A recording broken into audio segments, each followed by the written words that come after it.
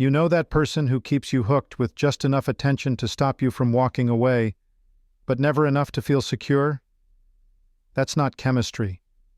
That's breadcrumbing. It's the psychological art of dangling affection like bait to keep you emotionally invested while they stay in control. It's the illusion of connection created by inconsistency. And the cruel part is, it feels real. Each moment of warmth feels like progress. Each text feels like proof. And each silence feels like your fault. Breadcrumbing isn't a random behavior. It's a calculated form of intermittent reinforcement, one of the most powerful tools of manipulation in behavioral psychology. It's the same conditioning principle that makes slot machines addictive and social media impossible to quit. When rewards are unpredictable, the human brain doesn't disengage, it obsesses. It keeps pulling the lever, waiting for another hit of dopamine. By the end of this video, you'll understand how breadcrumbing rewires your nervous system, how it disguises control as connection, and why the fifth red flag, what psychologists call the hot-cold cycle, is the most dangerous of them all. It always begins with inconsistent communication, the first breadcrumb and the hardest one to recognize. At first, it feels exciting. The messages are flirty, witty, spontaneous. You tell yourself they're just busy, but when days pass without a word, anxiety starts to replace excitement. Then suddenly, they text again, acting like nothing happened. That small rush of relief floods in, and you're hooked all over again. Psychologists call this intermittent reinforcement. You never know when the next message will come, and that unpredictability keeps you chasing. The pattern lights up the same brain circuits that respond to gambling. Inconsistency forces your body into a cycle of tension and release, dopamine followed by withdrawal. And because the reward is unpredictable, your brain learns to crave the possibility of attention more than attention itself. What makes this manipulation so powerful is that it feels personal. You assume the silence is about you. You start replaying conversations, analyzing tone, wondering what you did wrong. But inconsistency isn't a lack of communication skill, it's a form of control. Predictability creates comfort, but inconsistency creates obsession. They've conditioned you to associate anxiety with attachment, and every time you rationalize their distance, you reinforce their power. When communication feels like a guessing game, it's not intimacy, it's training. Once you're emotionally invested, the next breadcrumb appears. Vague future plans, the illusion of almost. They talk about the future like it's a story you're both writing together. Someday we'll take that trip. Someday we'll make it official. Someday I'll be ready. But someday is always far enough away to keep you waiting. This is a classic psychological tactic called plausible deniability. It lets them build a fantasy without ever risking accountability. They say just enough to activate your imagination, letting you do the emotional labor for them. You fill in the missing details, convincing yourself that progress is happening when it's not. Hope becomes the hook that keeps you tethered. Hope is the most profitable form of control because it never demands proof. When someone dangles the idea of a better tomorrow, your brain releases dopamine as if it's already real. You start living off potential instead of reality. They don't have to deliver, just promise. This illusion keeps you invested in the maybe, so you stop questioning the now. If you've ever heard excuses like, "I'm just not ready right now," or "let's see where it goes," you've experienced breadcrumbing through future talk. They keep you emotionally suspended between hope and confusion. The truth is simple. If someone wants to build a future with you, they start in the present. If their actions don't match their words, you're not in a relationship. You're in a waiting room. Then comes the shift in timing. They reach out late at night or when they're lonely. Their messages arrive when convenience strikes, not when connection calls. You notice a pattern. They text after a breakup, after a bad day, or when their other plans fall through. This isn't random. It's compartmentalization. You've been placed in a private emotional slot that exists only when they need it. They control when you exist and when you vanish. You might feel flattered that they thought of you, but what they really did was use you to regulate their emotions.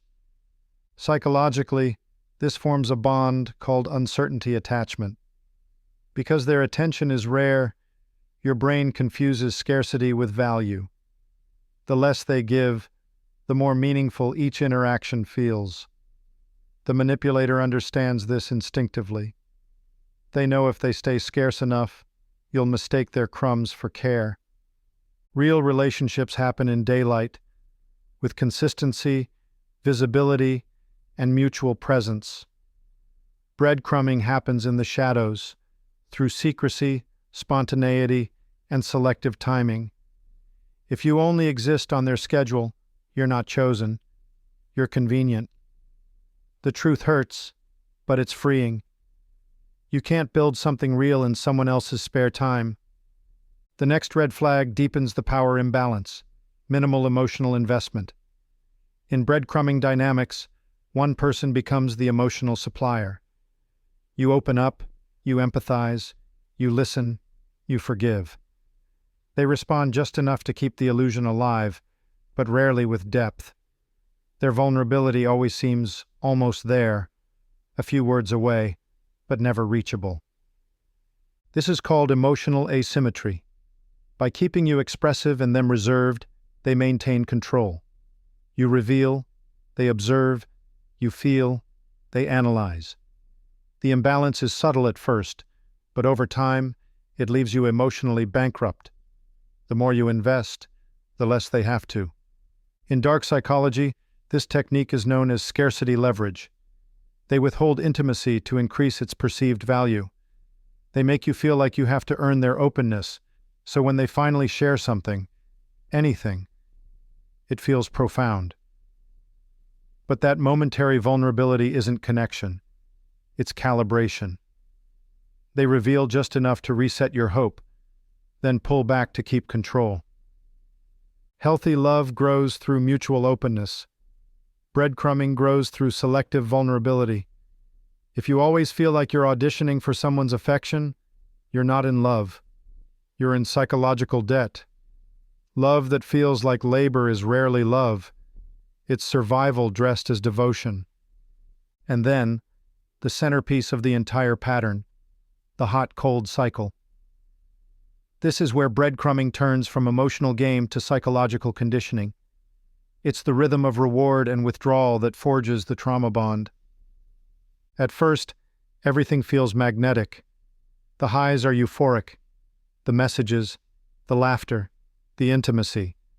Then, out of nowhere, the warmth disappears.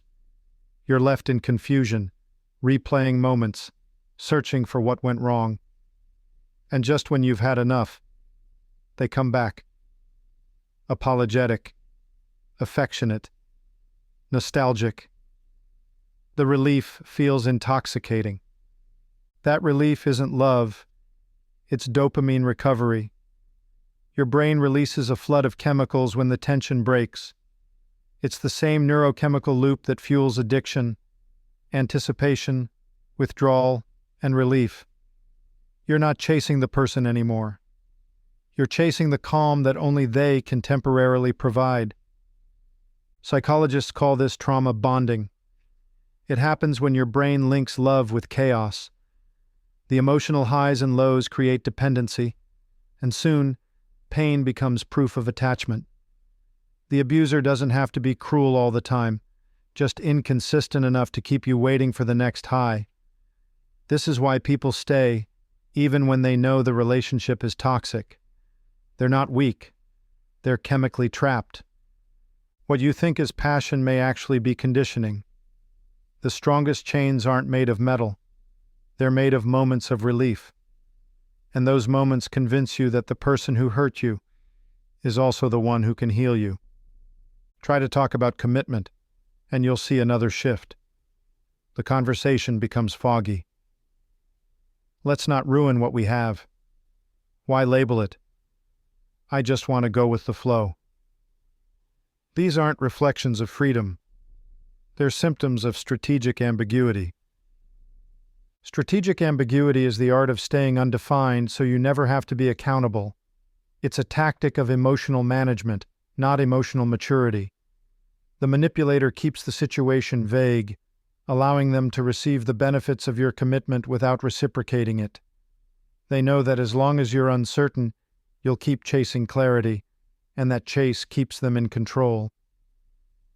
This taps into what psychologists call the ambiguity bias. Humans are naturally uncomfortable with uncertainty, so we cling to whatever gives us partial clarity. When someone gives us 40% of what we want, our brain inflates it into 80%.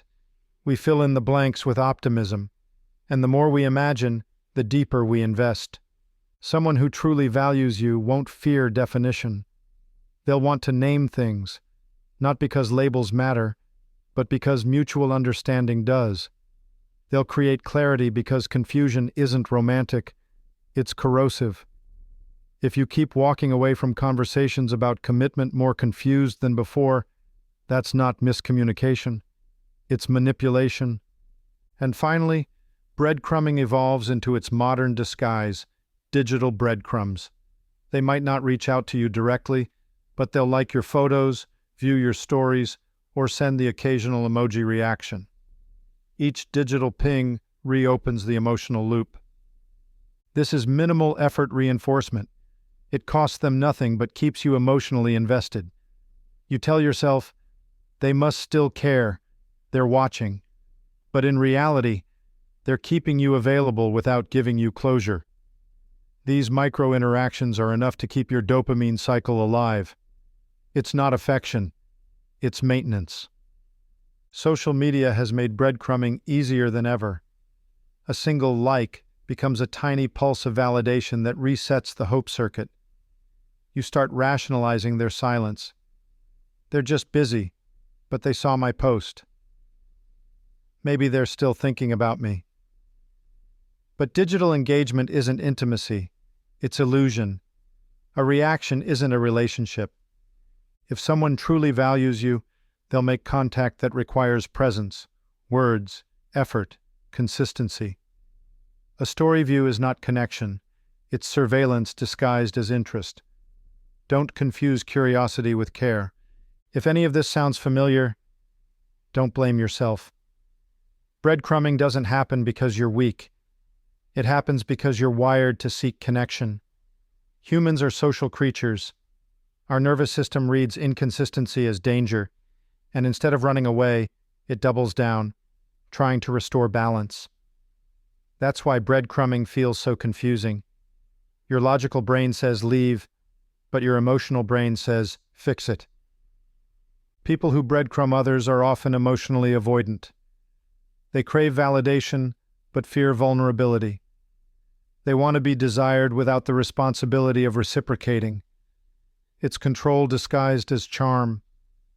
They keep you close enough to feed their ego, but far enough to protect their freedom. The impact on you is profound. Chronic anxiety, self-doubt, hypervigilance, loss of self-trust. You start to question your reality, wondering if you're too sensitive or imagining things. But you're not. You're responding exactly how any human would to mixed signals and intermittent affection. Your nervous system is reacting to emotional inconsistency, not weakness. Breadcrumbing ends when you stop chasing the next hit of validation. When you realize that closure isn't something they give, it's something you decide. The first act of healing is withdrawal from confusion. So how do you reclaim control? Here's the roadmap. First, address it directly. Speak plainly about the pattern. Ask for clarity, not as a threat, but as a test. Breadcrumbing only thrives in silence. How they react will tell you everything. Someone who respects you will engage. Someone who fears accountability will deflect. Second, set a deadline. If they promise change, give it structure. Say, I need consistency within a month, or I'm done. Ambiguity dies in the presence of boundaries. It's not an ultimatum. It's a declaration of self-respect. Third, watch actions, not words. Breadcrumbs often arrive wrapped in beautiful language, apologies, nostalgia, promises. But words are the cheapest currency in manipulation. Actions are the only proof of sincerity. Fourth, walk away when patterns repeat. It's tempting to wait for them to become who you hoped they were, but repeating the same pattern is just emotional self-harm. Every time you forgive inconsistency, you teach them you'll tolerate it. Walking away isn't bitterness, it's emotional maturity. Fifth, block completely. Digital breadcrumbs are the relapse trigger. That small seen notification can undo weeks of healing. Blocking isn't pettiness, it's detox. You're removing the stimulus that keeps the addiction alive. Emotional healing requires distance, not explanations. Breadcrumbing works because it preys on hope. The hope that this time will be different, that one more conversation will bring clarity, that love can fix confusion. But hope without action turns into self-betrayal. When someone truly values you, their effort is consistent, visible, and grounded. You won't have to decode their silence or interpret crumbs of attention.